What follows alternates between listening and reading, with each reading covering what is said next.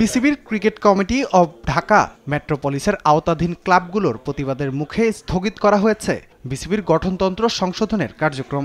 আর তাতেই অচলাবস্থা কাটছে ঢাকার ক্লাব ক্রিকেটের। শীঘ্রই মাঠে গড়াচ্ছে প্রথম বিভাগ ক্রিকেট লিগ। আজ বিকেলে সিসিডিএম এর আওতাধীন ক্লাব সংগঠকদের সঙ্গে সিসিডিএম চেয়ারম্যান মোহাম্মদ সালাউদ্দিন চৌধুরীর সভাপতিত্বে এক মতবিনিময় সভা হয়, যেখানে প্রথম বিভাগ ও ঢাকা প্রিমিয়ার ডিভিশন ক্রিকেট লিগের রূপরেখা নির্ধারণ করা হয়। সালাউদ্দিন জানান, আগামী মাসের শেষের দিকে ঢাকা প্রিমিয়ার লিগ শুরু করতে চান তারা। কালকে আমরা ট্রফি আনভিলিং করব, আর বৃহস্পতিবার 30 তারিখ সকালবেলা আমরা ওপেনিং ম্যাচ করব ফার্স্ট ডিভিশন লিগের। 30 তারিখ সকালে আমরা টুর্নামেন্ট লিগটা শুরু করছি এবং ওপেনিং ম্যাচটা হবে সিলিকন ভ্যালি মাঠে। এই ডিসিশনটা আমরা সব অ্যানোনিমাসলি এগ্রি করেছি।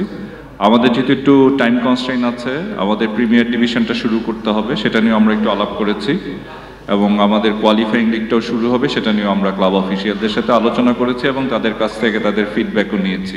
প্রথম বিভাগ ক্রিকেট লিগের খেলোয়াড়দের পারিশ্রমিক অনাদায়ের ঘটনা নিয়ে কিছু উদ্বেগ থাকলেও ক্লাব প্রতিনিধির পক্ষ থেকে বিসিবির সাবেক যুগ্ম সম্পাদক রফিকুল ইসলাম বাবু বলেন, আমরা চাই না এমন কোনো ঘটনা ঘটুক।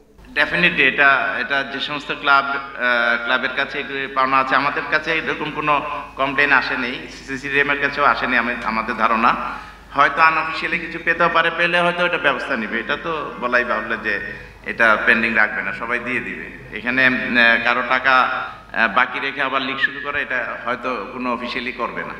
8 ফেব্রুয়ারি আম্পায়ার সভা এবং 17, 18 ও 19 ফেব্রুয়ারির মধ্যে দলবদল হবে, আর 27, 28 ফেব্রুয়ারির মধ্যে খেলার সূচি প্রকাশ করা হবে। রাফিউল ইসলাম রাতুল, দেশ টিভি, ঢাকা।